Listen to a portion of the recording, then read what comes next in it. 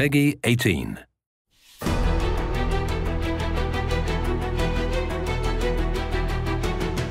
When a game gets announced, your first feeling is, okay, are people going to like this? Are people going to get excited about this? You've got a secret. You know, a little bit of a secret, and you want to share it with everybody because everyone can be super excited once it comes out. The atmosphere in the office is just incredibly hectic.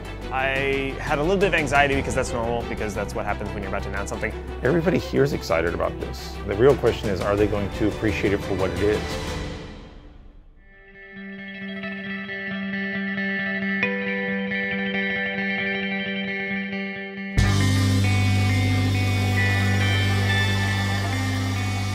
The things that we think about and get really anxious about in the continuation of, you know, such a big franchise like Borderlands is always are we providing something in the game that fans are going to react to and want? Sometimes I'm a little nervous that people will look at this and say, why isn't it Borderlands 3?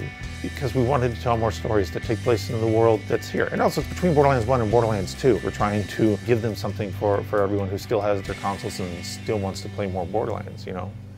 I have no idea. Because I know we wanted to do something with the Bandit Bus. That was always the intent there, was that they made something. This takes place chronologically after Borderlands 1. That could literally be the blue bus from Borderlands 1. They just stole it, or however. Okay. The idea that they somehow got a hold of that bus and then threw bandit crap on top of it is pretty good.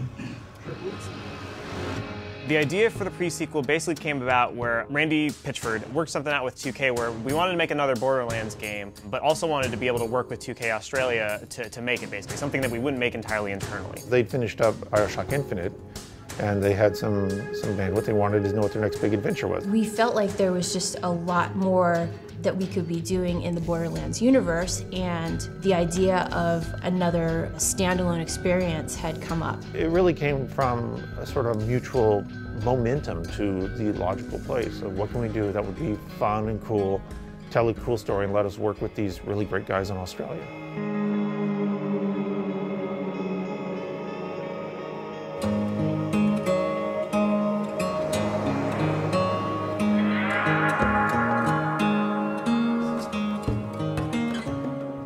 If we continue with that flip, here it won't be able to aim at you, it won't be able to shoot at you because it's not facing you. Yeah.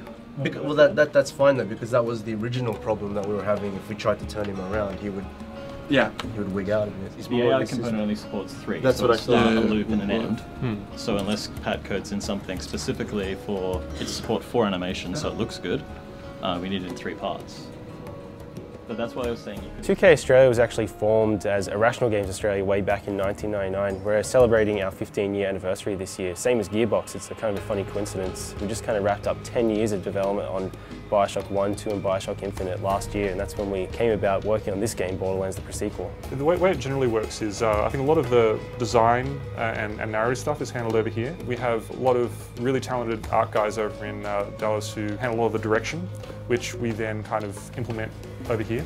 So there's a lot of different studios working on this, and we have to sort of juggle between it, but it seems to work pretty well. We've found a lot of similarities between the way we work, to the point where our strengths just come out naturally. I never would have expected that Australians would get along really well with Texans. There's just something between our 2 studios. We seem to get each other pretty well.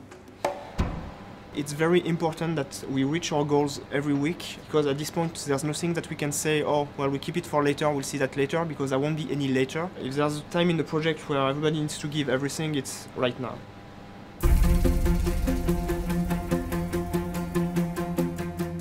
Gearbox is enabling Australia to really bring their creative vision to it, but Australia is respecting the experience and everything that Gearbox has done to build the brand. I mean, I am happy to take some credit for Borderlands generally existing. I'm actually really proud of that. But it doesn't exist without Gearbox and the team, the people. And there's some really cool stuff that shows up every day. You go peek over someone's shoulder or wander in the designer room and see somebody building something that I never thought of, never imagined. It's 2 great teams working on this project, doing some really, really fun and cool stuff.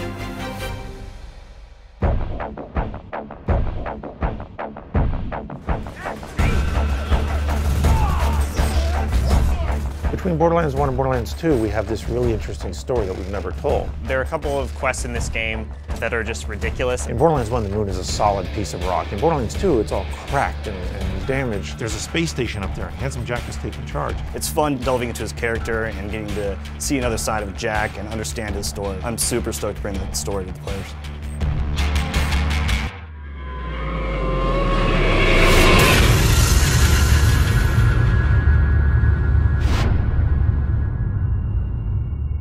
You can't